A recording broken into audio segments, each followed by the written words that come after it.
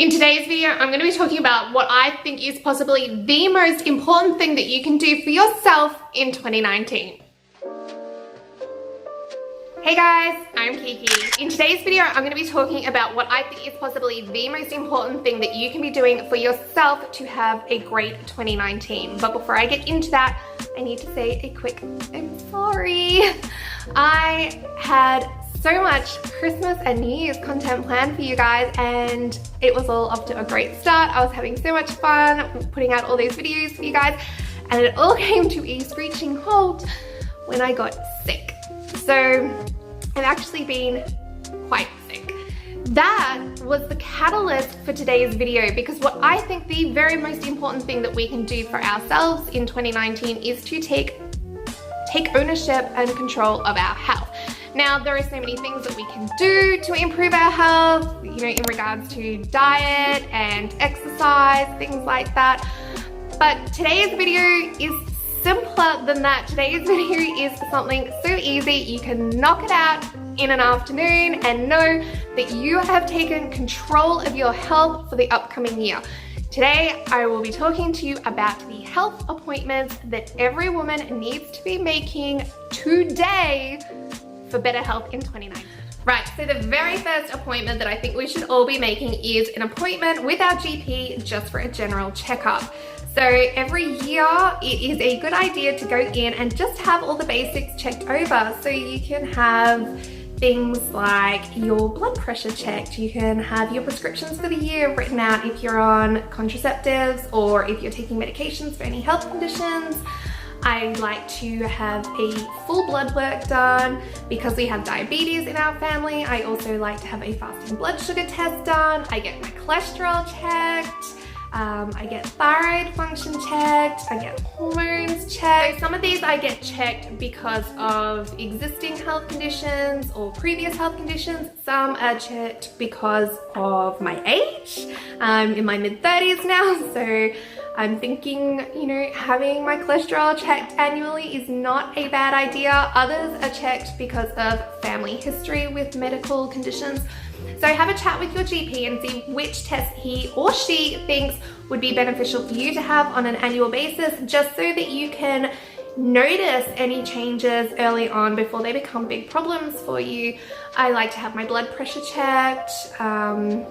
I like to discuss with my doctor any of those niggly little things that you wouldn't make an appointment for on their own, but you know, they could be the sign of something out of balance, something not quite right, and having that discussion early on will help you nip it in the bud before it becomes a big problem for you. So having that annual health check with your GP is a great idea.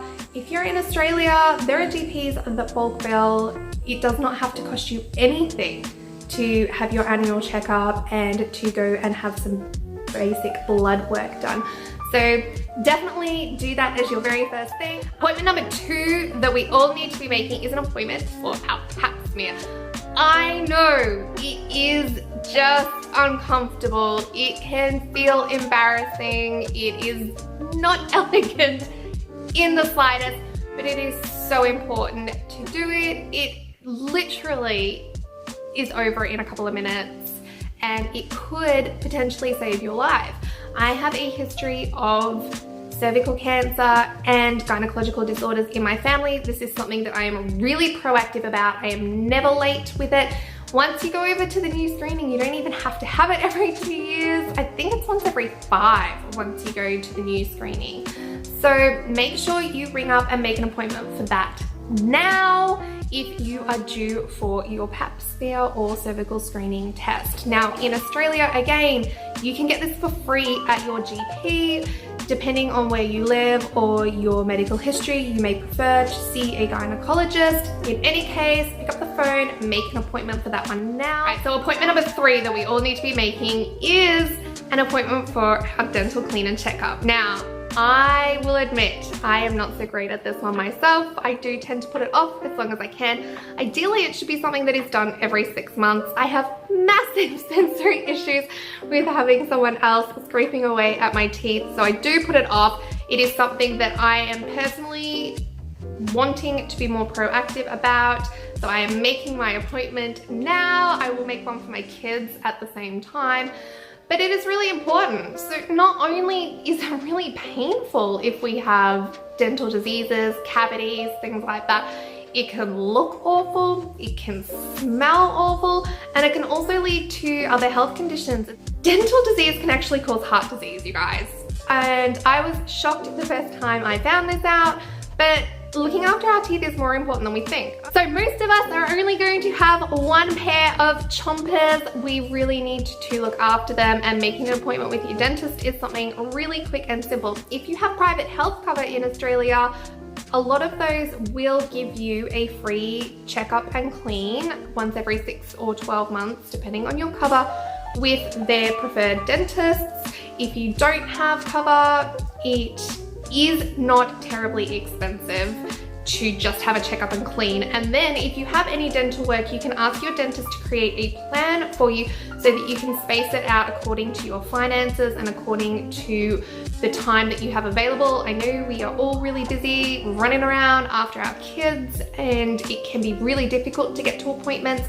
But if you just go in for a simple clean and check, they can come up with an entire dental plan for any work that you need to do. Plus, having them cleaned professionally on a regular basis is going to prevent those problems that cost all that money and time for us in the long run. Appointment number 4 that I think we should all be making is an appointment to have our skin checked. So again, this is a super easy one. It is just a phone call. You do not need a referral in Australia to go to a skin clinic, and they can check your skin. So get them to have a look at any moles, any discoloration or growths that you're worried about, any freckles that are changing size, color, things like that. They will go over it all with you. It is really easy. Now, I have had my skin checked in the past. It has been a little longer in between visits than I liked because I wasn't 100% comfortable with the person who did it last time. So I do need to find a new clinic, but there are clinics everywhere in Australia now. This should not be a difficult one. Actually, I'm pretty sure I have one around the corner now. So that is a really easy one. Just pick up the phone and make an appointment to go in and get that one. All right, so this one is a little different to those first 4. This year, I want to be more proactive about going along and having massages done on a regular basis. So here in the West, we tend to think of massage as something we do when we are really stressed, or something that we do when we are hurt ourselves or we're feeling really sore. But in Eastern philosophies, it is actually something that you do to maintain good health in the first place. So if you can, going along for regular massages throughout the year could be something that's really beneficial for your health. Now, I am a stay-at-home mom of 2 kids. I have one in school, one at home with me still. My husband works very long hours, and quite often those hours are not even in the same state. He's been away for almost 5 weeks now. So getting along for a regular massage is not something that I'm going to be able to commit to, but I do want to commit to going along and having one done at least quarterly, and then really focusing on self-massage techniques and yoga and things like that at home in the interim. So if you can fit it into your schedule and it is in your budget, I would recommend having it as a regular part of your preventative health care. And if it's not something that fits in very well in your life, like it doesn't in mine, look for those workarounds so that you can make it part of your health regime in the next year. All right, so this last one is a little different and not one that you are probably expecting in a health video. I want to encourage everyone to go ahead and make their hair appointments, or whatever beauty appointment it is that makes you feel good about yourself, make them now for the next year if you can. So I'm committing to having a scalp treatment and a hair shine treatment done once every 3 months in the new year. And the reason I'm doing this is, well, there are a couple of reasons. Firstly, with my PCOS, one of my symptoms is that I get a lot of buildup on my scalp. It looks horrible, it feels horrible, and it makes me feel bad about myself. So I am going to have my scalp treatment done on a regular basis, and I'm gonna get the shine treatment done while I'm there because it makes my hair look pretty. And when you feel good about yourself, you're more inclined to look after yourself. And if I'm going to be more proactive about my health, part of that for me is taking care of my mental health, and part of it is making sure that I feel like I am worth doing those things for.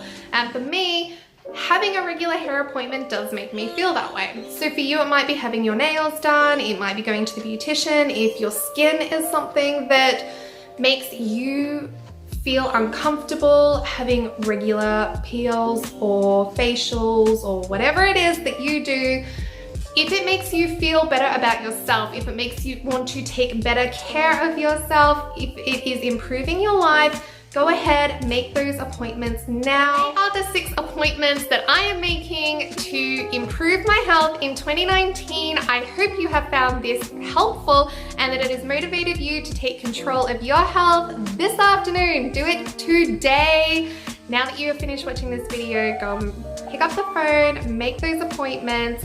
You will feel so empowered going into 2019, knowing that you are organized, that you have taken charge of your health, and that you've even taken those first steps. It isn't just a goal, it is something that you are actually doing. Okay, so given that I haven't been very well and that I do have more tests and appointments and things coming up, I'm not going to be promising an upload schedule, but I am going to try and get back with a few more videos between now and the new year, getting organized and getting off to a good start in 2019. I will see you in the next one. Take care, my lovelies. Bye.